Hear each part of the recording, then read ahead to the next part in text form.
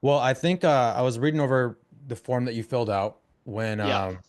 when you submitted this coaching call form. You kind of want to go over compensation, but you also wanted to like spitfire some questions based on our coaching call that we had. What would you prefer that we start with?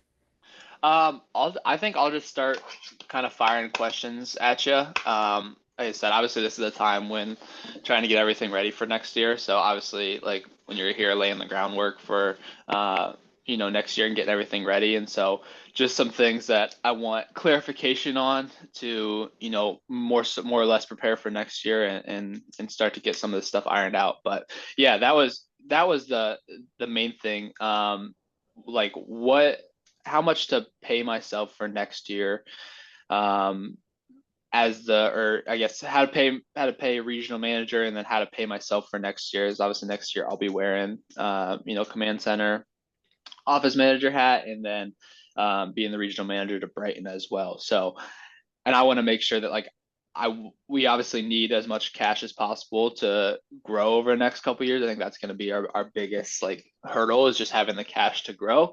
So I want to make sure that like I'm not sucking into business tracks. I don't really need money, but at the same time, whenever like compensating Brighton based off distributable cash, the more money that is left in the bank account, the higher percentage that he gets, and the more that looks like the business is making money when it in theory wouldn't be if it was paying a true salary, if that makes sense. Sense. Yeah, I think it's a fine line that we want to toe here because you want to, like you said, keep enough cash in the bank account to facilitate that growth. But I do see your concern of if Brighton is going to base his standard of living off of distributions and off of that distributable cash, it's not fair to him or to your books for you to then all of a sudden one day be like, guess what? I'm gonna now pay myself this amount of money. So did you come up with an idea of what you're going to be paying Brighton as the GM? Yes. Yep. It'll end up being it's it's like $55,000 base plus monthly revenue bonuses and then 25% distributable cash. So if he grows the capacity next year, like we're planning on, it'll come out to like with the monthly bonuses plus his salary, it'll be like a $72,000 salary um, for the full year, not including any bonuses or not including any distributable cash. I mean, Okay. I'm gonna send you, I don't know if this is gonna show up on the screen or not, but I just sent you what I pay myself a year in salary at a $1 million a year location. So if that gives you any context of where you need to be, the idea here is if I had to replace myself, what would be a reasonable salary for this position? But you're going to be in a position, Adam, where you're not necessarily like a true regional manager. You're not necessarily a true office manager. You're wearing like four different hats.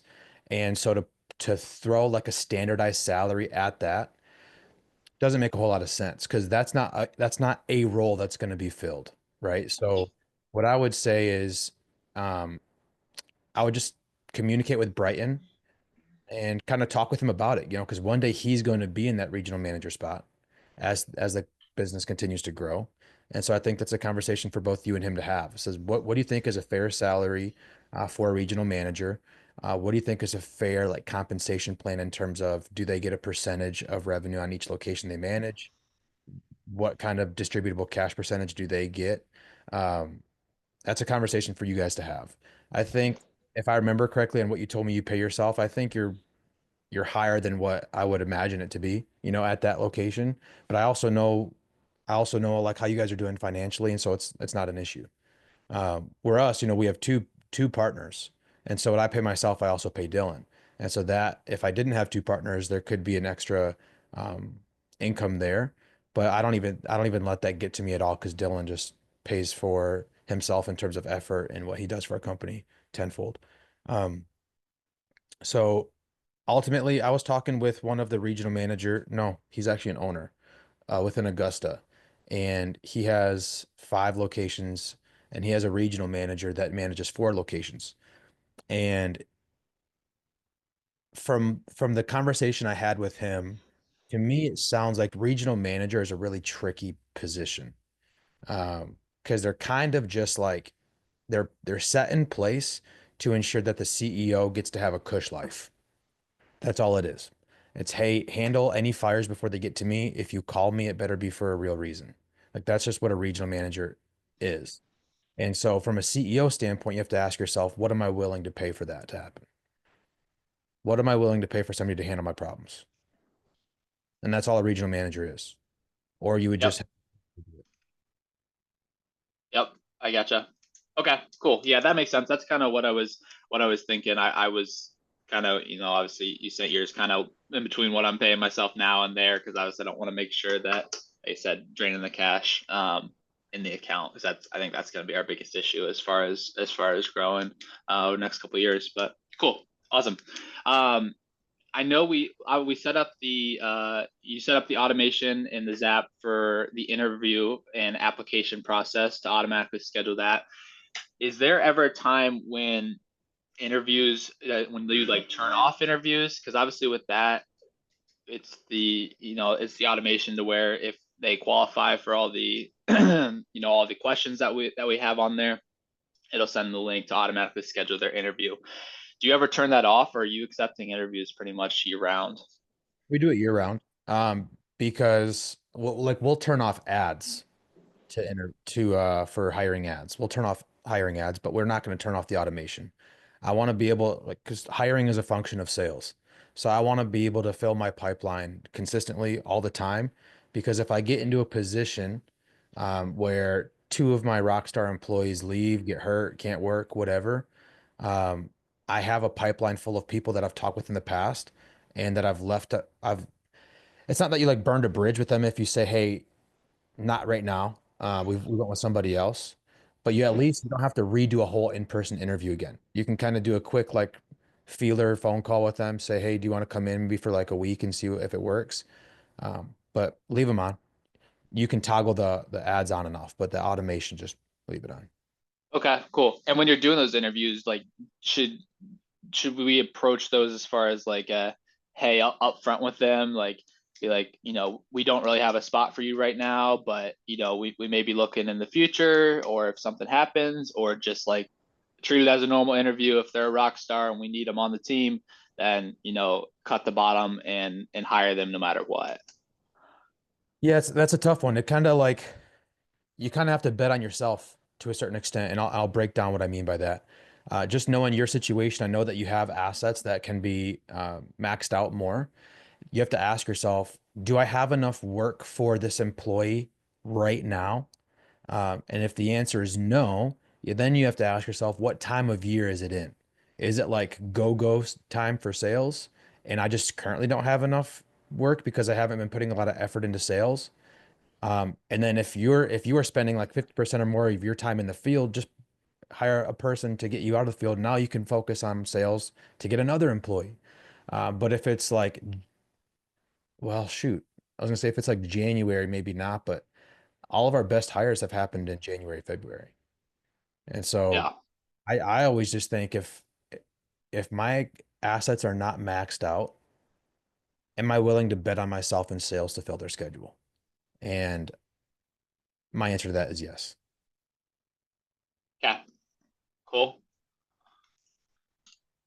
Um, I know we talked about it a little bit while you're here, but walk me through what the kind of process for like emails is for each location, and especially when we have multiple locations and we start talking command center and like where leads from different locations come in to one mailbox or separate mailboxes that an office manager is logging into both of those. And then let's see, like I said, I know we talked a little bit about the Gmail accounts for every location. That's for basically your general manager and everything that is specific to the location. But walk me through what that looks like once we get to multiple occasions. I want to make sure I'm setting everything up like now for Brighton to make sure he's good to go for this coming year so that we don't have any problems in the future. Yeah. Um, Brighton as a GM doesn't need a Brighton at pristinegreen.com. You just give Akron GM at gmail.com. That's the email account he needs. The only time you're going to really want to have like a domain email, because you have to pay for those, is like for you as the owner. I like to have one. And then I like to have the rest as anything that's customer facing. So for us, our main email for like our Hutto location happens to be info@troopsmowing.com. I created that email prior to realizing I was going to open up multiple locations. If I could do it all over again, I would have hutto@troopsmowing.com, and we currently have Georgetown@troopsmowing.com. And that way, those email accounts are tied to each individual CRM's location. And so when you're sending out emails, it's sending as Georgetown@troopsmowing.com or Hutto@troopsmowing.com, depending on which CRM you're using. So now every single new lead that comes in, they're not even going to know info@troopsmowing.com exists for the Georgetown location because everything's happening through Georgetown. The Yeah. tricky part is we had about 3 years of our business with one location. All of the customers are familiar with info@troopsmowing.com. And so some of the Georgetown customers are still emailing the info@troopsmowing.com. But that's going to get filtered. And the more you raise prices, the more you lose people, so on and so forth. That's going to figure itself out as time goes on. But Sure. in terms of making sure that the correct email addresses, so it's like, let's say Akron at Pristine Green and then Hartville at Pristine Green, those would be your two locations. You're going to have one free estimate form on your website. So no matter whether they're in Alaska or Hartville, they're going to fill out that same estimator form. On the back end within Zapier, you're going to create an automation that use paths. So one path is going to be if the zip code is contains the zip codes that are within your Akron location, then create the customer within the Akron CRM. If the zip code contains the Hartville zip codes, create the customer in the Hartville CRM. If neither, add them. I think I already did this for you. Add them to the out of service Google Sheets and then automatically send them an email. That way you're keeping it super simple where even if you have 45 locations, as long as Zapier can support 45 different paths, it just comes down to how are you going to filter on zip code. And that's why zip code at multiple locations is one of the most important pieces of information you can get on the estimate form. Yep. Okay. Cool. That makes sense. Right now, our website domain is extremely long, pristinegreenlawnandlandscape.com, all spelled out. I was talking to the people at Lawn Care Web Design to because I wanted to get that changed to shorten that either to pristinegreenoh.com, pristinegreen.com, something shorter that was available. And they said since the SEO has already been building on the long domain that we shouldn't change it just because we're already ranking well in our service area. So, do you have any suggestions there? Because that's like the one thing I hate right now is because our email, like you said, is contact@pristinegreenlawnandlandscape.com, which is just terribly long. And so I've thought about doing like a creating another domain, doing like I said, like a pristinegreenoh.com, and then just having anybody who goes to that site will just be automatically sent over to our existing long domain. But then that way we could set up um, our email addresses as Hartville at pristinegreen.oh.com and whatever that looks like rather than trying to stick with the existing super long email address. I know that's just probably like not super important, but it like I said, one of the things I've been trying to work through to make sure that we set it up now so that it can scale. Yeah, I think you need to ask the website company, say, what kind of time frame are we looking at to get back on track with ranking and if they're like, it might take 2 months. Well, now's the perfect time to do it because you have 2 months where you're not going to be in spring rush.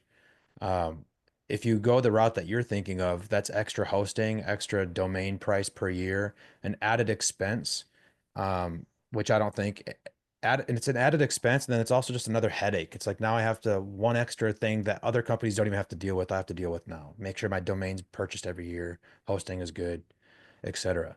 Um, if it's not going to be too big of a deal, where it's not going to hurt you too bad in the long run with SEO, I would like to just do it simple, to have one domain name. Um, Yeah. have that conversation with them. And I agree with you. That was one thing on like our coaching visit was that was one thing that was in my mind, but I threw a million and one things at you. And I was like, this one's a Yeah. bot barrel type of task. But Yeah. like a shorter URL because if like you're doing door hangers and you want to put your URL on there, Yeah. precision landscape ain't gonna fit anywhere on a door hanger. Um, so just I agree with you. Yeah, that's what I wanted to do, and I sent an email to him, and like Tori, the guy at Lawn Care Web Design, he called me, and he's just talking me out of trying to create another domain, which is like one way I get it because I don't want to ruin the SEO. It's just like, oh, it's just a pain. I just wanted to get it, taken care of. But yeah, okay, cool. I'll figure that out. See what that looks like, what the process would be to get a shorter domain, or maybe in the meantime just do those forward links. But We had context for that too. So it's like this is a short term issue. So if this is gonna be something, I mean you're 20. We went out for Mexican food. We couldn't even get you a margarita, you know. If yeah, you're gonna be doing till 60, do you want to deal with the long URL for 40 more years? yeah, You want to just bite the bullet and start ranking on a new domain name now? right. Yep, cool. Um, how how are you having general managers communicate with the office and kind of relay information back and forth? I've seen some stuff out there about like doing co-pilot to-dos and kind of routing those into your general manager's, account. But what does that look like to, especially at a macro view, trying to it's easy for all the guys that I've been working with just to try to, with me being the office manager next year, to just shoot me a text, shoot me a call, whatever. But obviously, I want to try to wean away from that as soon as possible because that's not going to be the long term, model to scale. We have Slack. Everything is ran through Slack. So we have channels, like for example, we'll have property damage Hutto, property damage Georgetown. We have Hutto admin, Georgetown admin. We have Hutto GM, Georgetown GM, and then we have automations ran to each channel.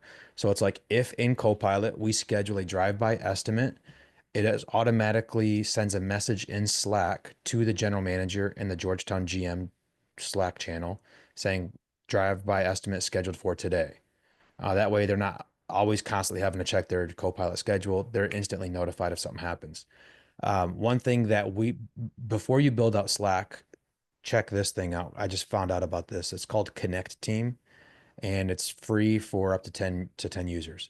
And you do anything like you can house all of your SOPs in there. You can have a chat like with Slack with custom channels. It ties into with Zapier. This is probably something we're going to move over to before we get into spring rush of next year. And then you can like create courses or quizzes. So it's like if you're going to onboard somebody, they can go through your onboarding course and read about your core values and take a quiz at the end to make sure they understand, hey, if you want to request time off, do it this way. I'm getting long-winded, doesn't really answer your question at all, but we don't like to use text messages because we want to build our company around the position, not people. And so if everybody is used to sending messages to you, but you need to go on a 2 month vacation or a 2 month honeymoon, which is hopefully coming up here soon, and hopefully, but if you have to go on a 2 month honeymoon, everybody's going to be like, well, I can't send them a text message. Who do I send a text message now? It's like, no, just have a thread in Slack or Connect Team that says office, and then just assign a user to that channel. Okay, cool. Got it. I will definitely look into Connect Team and Slack. That's what I was planning on for this year, especially just having all the field guys just have all of our communication through Slack or something like that, where rather than trying to do the iPhone, group messages where different employees leaving every week and adding every week and all that fun stuff. So We had a really solid iPhone or iMessage group chat, and then we hired somebody with an Android, and that made us had to get over to like Slack. yeah, I think that's WhatsApp first, but um, it was an important change to be made. cool. Awesome. Um, as far as and I know we talked a little bit about this because I know, with my Google Sheet empire, I was running some manual entries here, but what's gonna be the best way to like track bonuses for, like crew leader monthly bonuses and anything like that are going into there, and to like log those, make sure they go into payroll correctly, make sure like tracking general manager, like indirect labor or any indirect labor that guys are doing to make sure they're being profitable as much as possible? Is there anything I should be using for that? Because like right now I'm not running my own payroll. That's why it's been a lot of manual entries. I just send an email over to um, our accounting company and they run all the payroll through them. So I just want to make sure that all that stuff's being tracked and it's going to be accurately put in there because I know especially like using P4P and trying to add like crew leader bonuses and stuff like that, it can mess up the whole thing pretty quickly when all the data in there. Yeah, so I'm sure there's a better way to do it, but for us, like even next year, we might be anywhere between 1.5 to 1.9, and this is still how we'll do it next year. Is you just need to create a task for whatever position is going to be responsible for figuring out bonuses, let's say regional manager, creating a task for that regional manager that needs to be completed on the first of each month or the 31st or the 15th. You decide. And then it's going to say like we have weekly tasks, daily tasks, monthly tasks. And for like the monthly task would be figuring out bonuses. So you have to ask yourself, what bonuses am I offering? Am I doing attendance, crew leader bonus, regional manager bonus? What bonuses am I offering? And then that task on the month is going to be like, who's getting the bonuses? And then you're just going to simply put that in like, you can create a template for your email that's going to automatically go to your accountant. So you can say the template is going to be like, hey, accountant, direct labor breakdown, colon, enter, leave a blank space. And then you can say overhead labor breakdown, colon, enter. And then you can say bonuses, bonus breakdown, colon, enter. And then at the end of each month, just go in and open that template up and send it. So it's like, hey, Brighton gets this amount of bonus. Um, and then the crew leader one gets this amount of bonus. And the direct labor pre-payroll tax was this amount. Um, Brighton, although he's salary, he contributed $2,500 worth of direct labor that's already included in the amount I just sent you. Please deduct that from his overhead salary to be on the books. And then they can be able to run with that. Like he's still going to get salary. He's not going to get any extra money for direct labor, but you want the books to show a true direct labor versus overhead. And so by sending what I found by sending our accountant that information and make sure our books are squared away. Um, Granted, we do the payroll because it takes us 5 minutes every 2 weeks to do it. Um, but to figure out bonuses, just create a monthly task and figure out a way to make sure that it gets done in case it's not assigned to you. So whether you create a task in Copilot and then one of your like we talked about the big three when I was there. Like one of your big three could be for the general managers to be say all the tasks are closed out for the week. It's like like the Friday big three, like all the tasks are closed out for the week. And then what I like to say is like a task isn't truly closed out unless there's like notes on it. Because I can go in and click open and complete, but I want to see if there's notes on it to make sure somebody actually did some stuff. Um, does that help answer your question a little bit? Yep, absolutely. That's perfect. Cool. Another quick question. If we're talking about like letting firing customers and letting them go, how much like thought should be put into like if we're going in marketing in that neighborhood with postcards and door hangers and we're sending this information to the customer's house that we just fired. And again, I know this is one of those like small things, but like, should there be any thought put into that at all, as far as like, not wanting to, oh, we can't service your property this year. We're not going to service your property, and then send them an email in March, and then April 1st they got a door hanger on their door that says, we'll cut your lawn for $50. Like, should there be much thought put into that, or handle that, especially when we have like different guys going out and do door hangers, and they're not going to know who to put one on and who to not leave one on, stuff like that. That's I one thing that Mike has been challenging me on, and I get too defensive, and I just need to be focusing on offense. And I think that's a defensive measure. So what I would do is if you're going to fire a customer, like if you're actually going to fire a customer because they're horrible to work for, then is that what you mean? Yeah. Yep. If you're going to fire a customer, add a tag to their account that says like do not service, like no matter what. Um, and then a quick little thing could be if you're going to send out an estimate, um, I'm trying to think how Copilot's automations work because you could possibly be like um, send out an estimate via text message, and then like it doesn't go through if a customer has this tag. And then you get a notification saying customer didn't get an estimate because of this tag or something like that to make sure that the office isn't sending people these estimates.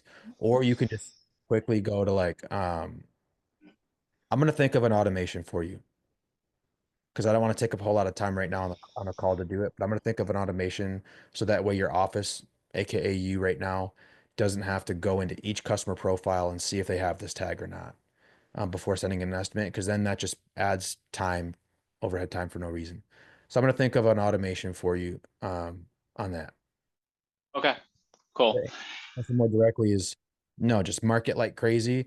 And on the 0.05% chance that somebody calls out and is upset with you because you told them to go kick rocks and they got a door hanger, they might leave a bad review. Oh well, but the amount of work that you got out of it for marketing like crazy is it doesn't matter. Right. Yep. Okay. Yep, I agree. Um, kind of, and then if we're sending upsells and like cross sells, text messages to all the customer database, and we get somebody who wants to accept something and they're not a current customer who has a card on file with us. What's the workflow look like to get them to put one on file before we can get them scheduled? Is it you I don't know, you may not even require that as far as card on file to be put on the schedule, but is that like just send them the text link with the link to add your credit card right on there, write up an estimate and send it to them and have them accept it and do that, or what does that look like? Because I don't want to create friction in the process, but I also want to create it to be much more standardized where like I said, just all of the office employees know that for any estimates to get scheduled and anything to be put on our schedule, a customer has to have a card on file with us so that they know that going into it. So to make sure I'm hearing you correctly, Adam, you're saying when you're sending out mass text campaign and you're saying for $100, I'm going to do this, reply with yes if you want to get scheduled. And then people that are replying with yes do not have a card on file. Am I hearing you right? Okay. Correct. Well, if that happens, there's two ways you can do it. You can simply say, hey, Mrs. Jones, like in a text message, hey, Mrs. Jones, we got you scheduled for December the 12th. Um, Please note that it is a requirement for all of our customers to have a card on file. Here's the link to do so. Failure to add your card on file will result in us not being able to service your property. We'll see you on the 12th. That's option one. Option two is when somebody replies with yes, say, amazing. Um, Quickly go in and create an estimate with that price and say, love to hear that. Just simply click accept. Once I get that notification that it's been accepted, I'm going to get that scheduled so we can make sure your spot's reserved on our schedule. I think those are the easiest two options to do that. Yep. Okay, cool. That's kind of what I was thinking. And kind of along that note, whenever, you have a mowing customer and their card declines for a week and you pause their service, how do you make sure that when a card gets added that you actually go and activate their service again and restart that without just having to, check 6 times a day on every individual account? So there's currently a way to do it within Copilot, but I am not solely reliant on automations just yet. Until they put out like, hey, you can bet your life on our automations, I'm not Yeah. going to rely too heavily on that. Um, the automation, what that looks like is if you're doing weekly services, you can say the automation would say after 4 or 5 days of an invoice being past due, um, add this tag to the customer's profile saying temporarily pause services, whatever. And then once that tag is added to a customer profile, the office gets an email saying to pause services. And then you can say, the secondary automation would be like if an invoice is paid and the customer has this tag of the temporarily paused services, send the office an automation saying that this customer can resume services and then remove that tag. So that would be the way to do it with automations. How we are currently having to do it is like once a week, like first thing on Monday, I'll go in and look at all of our past due invoices and I'll see if anybody has an invoice that is going to be on the schedule for this week that's past due. I'll try to call them to get it handled. If I can't get in contact with them, I'll create like a call note saying that I tried calling and they didn't answer. And then in the Copilot, you can have an option to like create a follow-up to do, and I'll put that for a week from then. And then if, because we do bi-weekly, so we have a longer window to do it. Um, if it's still not paid and I still can't get in contact with them, I'm going to pause their services and I'm just going to keep pushing that to do back a day. You know what I mean? Um, Yep. super, super manual, very not scalable, but that's basically all we can do without relying on the automation. Yep. Okay, cool. That makes sense. Yeah, I know I'm trying to create like a list of some of those more technical automations that, I want to down the line whenever Copilot is confident that they're good and they're working, that, we can start to put into place to get all those, tasks automated and not so manual. But awesome. Well, what are we on time? I know it's probably getting close here. These are like normally scheduled for 30, but I always give a 40 because we'll get probably kicked off around 40 minutes. So if you have Okay, 7 minutes to keep firing. cool. Let's do it. Um, like I was kind of mentioned earlier, I think the the biggest. Well, let me give you some context here too. That is a little update from when you were here. But we had our individual meetings last week, kind of wrapping up, our main season here. And had a good talk with Corey about staying here long term, and he's super interested in taking over that kind of second location general manager position. And so me and Brighton talked to him yesterday. Had a couple-hour talk with him, kind of laying out what that would look like. And so obviously that's a ways away with just getting location one filled to capacity next year, but hopefully on the horizons for 2026, where I feel like we have at least for the next 2, 3 years, I think we have some good groundwork laid with good guys that are going to be able to grow and scale it up. So super excited about that. With that being said, I think the biggest problem that we're going to have is just cash to buy equipment and to fill the capacity this year, and then really with having to do that, making sure that we have enough cash to grow the second location as it should be without going into too much debt or more debt than we're already in. So do you have any suggestions there? I know that's obviously you can go take this a million ways, but any anything that jumps out to you that's like a way to like that we can really stack cash this year, besides just obviously the basic things as far as cutting expenses and filling the capacity like we talked about, making sure that that last percentage is profitable, make sure that all of our assets are being utilized and filling the capacity and decreasing expenses. But anything else that kind of jumps out on you that we can really start to stack up cash for the next couple of years?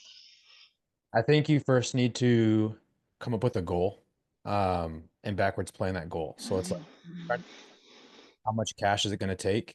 And what is the minimum working capital I need to have in my account, regardless of how much cash I need to spend to grow? And once you have that number, backwards plan to get to it by X date. And so if that means that we need to be net profit 20, uh, and and if we're going to be net profit 20, that means we have to do 80,000 a month in revenue. Okay, well that's my North Star. How do I get to it? I got to make sure that I have X amount of employees, that these many trucks are filled up, etc. So ultimately just figure out the number you need, backwards plan. Um, Other ways would be just to double down on quality and make sure that customers are happy. Um, make it hard for people to cancel and really focus on decreasing your attrition rate to be around like that 30 to 40% range for annualized attrition rate, and have a high hourly rate, decrease attrition, speed, get estimates out fast because if you can play offense and defense and just like completely skunk the other team, if that's a good analogy, who knows? Um, that's the best way to do it because if you get a lot of people in and not a lot of people are wanting to leave and you're still able to raise your prices without impacting attrition too much, that's the way that you're going to be able to stack cash. because then you're gonna have to buy assets, and then your cash obviously is gonna get depleted there. Also, I look at debt in terms of, do I want if I'm gonna get a $20,000 truck, or let's just say $30,000 for a whole mowing setup for a two-person crew. Do I want to finance all of that and save 30,000 that I can put into marketing? Am I confident that my 30,000 in cash is going to outperform the interest on the 30,000 in debt in terms of return on investment? Then I'm just going to do the debt. But if I'm not confident, I'm either going to do a higher down payment. Um, we've yet to buy a single asset in cash outside of like lawnmowers. But all trucks have been financed because we get, I mean, rates are bad now, but if it's less than like 8% of a rate for auto, I'm just going to do it because it's going to be $500 a month for that truck. And then I can just make $25,000 a month in revenue on that one truck. And so for me, if I'm then, let's say worst case scenario, net 10% profit on that truck, that is what, $2,500. So that would be a 5x return on my investment. Yeah. Yeah. No, I, I'm, I 100% agree. And I'm, I'm mostly for using debt. The main thing I'm worried about is just, you know, I go to get a truck and the banks say, hey, you got enough debt, only having this much credit history and being this young and being this and that. So obviously co-signers and all that, but I feel like I'm not too far away from hitting my ceiling here pretty soon with what the banks will give me. So I think you'll be all right, man. Like, as long as you're paying your bills on time and you're not running like a high debt to income rate, or am I saying that right? Debt to income ratio. Uh, yeah. I think you're gonna be all right. Like one thing that we got into an issue with is my wife and I, we were potentially looking at moving, and we talked with a lender and we still got pre-approved, but she was like, "Hey, you have like 6 trucks in your name." Um, what? And I was like, I got a business. Um, and she's like, "Oh, okay." But if you can be a personal, what I've found is if you can be a personal guarantor on the loan, specifically through Ally Financial, it does not get reflected on your personal credit. It only is like business. Interesting. So because I found Cool. she was like, she's like, you have 5 trucks that are financed, and I'm like, I thought I have 6. And she's like, well, what's the 6th one I'm not seeing? I'm like, it's this one, and she was like, I don't see it. I'm like, all right. And then I'd like contacted the dealer and through Ally Financial. And they're like, oh yeah, it's not going to show up on your personal. So that's if you can be a personal guarantor, try to go through Ally. And I'm sure other people will do it, but I know for certain Ally is not going to show up on your personal credit. Cool. I will look into that. And if I Awesome. do post this on YouTube, this is not legal financial advice. This is just Yeah, you can contact them for your financial consulting, huh? yeah. Cool. Well, before we wrap this up, how you want to go over a few minutes on how that trip was up in Ohio when I visited you? Yeah, yeah, absolutely. Yeah, I think it was, you know, just huge for myself, huge for the business. Have that happen. I know we talked a little bit about it, but you know, I think just having somebody who's done what I'm trying to do before, obviously succeeding at it, you know, growing to where I want to take my company was huge to get you in there to kind of take a look at everything that we're doing, especially on the back end of stuff where I think we can really we can and we have improved efficiencies and done some automations and made it a much more scalable process. I think it was huge just having you be able to just do a deep dive for 3 whole days, looking at everything that we're doing in the business, what can be improved, what can be cut out, what can do this and what can do that. And I think the biggest thing for me was, I know we talked a little about this, but just like a mindset shift of how I am trying to grow the company and before setting things up or adding something new or changing the way we do something is making sure that this is a process that can be scaled to 10, 20, 30 locations, and that anybody can do it, anybody can jump in that seat, anybody can run that, and just making sure that we're setting the business up to scale to that point. And maybe we don't get there. That's okay. At least we still have aspirations to get 5, 10, 15 locations at a minimum. Just making sure that everyone can be copied and pasted, set systems, set automations, that everything just runs like clockwork, and there's not as much going on in my head, not as many like limiting beliefs. It's like, oh, we can't automate this thing or this thing, or we can't do this way because of XYZ. And just having somebody in there be like, calling the bluff on that, be like, no, that's not true. Here's what we can do to automate this or to make this easier, make it scalable, to make sure that we can grow a multi-location business that, like I said, can scale to 5, 10, 15, 30 locations. So And I want to commend you on being so coachable, because I wasn't like the yes man, like you're doing everything great, bud. yeah, Like you fell in love with Google Sheets, clearly, and which I love Google Sheets too. A lot of our stuff has ran through it, but like everything, like what you ate on Tuesday of 3 years ago is on Google Sheets. yeah, And I was like, bro, you don't have to do it. I yeah. I'm freedom to live a life outside of Google. Um, so I want to just applaud you for being so coachable. I'm very lucky that you are not in my market, because the the level of go-getterness in a 20-year-old is to your level is not seen by a lot of other 20-year-olds. And I'm certain that we would be going to war down here if you were here, because uh, growing what you've grown in Hartville, I went and got a round of golf and at the most beautiful golf course I've ever been at for $29. And so the cost of living there versus where I'm at is drastically lower. Um, and for you to grow almost, 500,000 a year local business in that market at 20 years old is awesome. Um, and I think that the sky is the limit. Further than the sky is the limit for you. So I appreciate you, man. I'm very happy and very blessed that you've chosen me to kind of be in your pocket and help coach you through some things. Very very thankful for the relationship that we're building, and I'm always going to be here for you, man.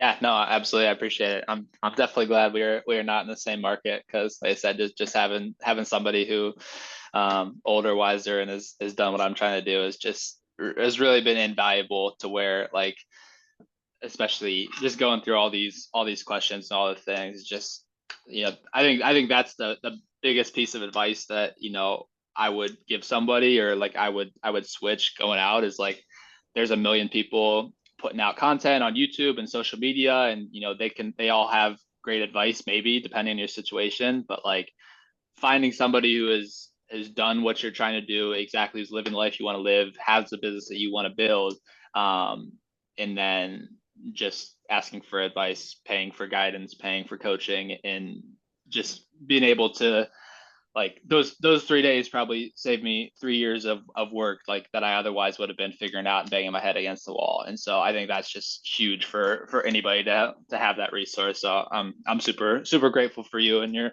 mentorship and your coaching, your guidance. So it's been awesome. So I'm super excited next Start couple of years.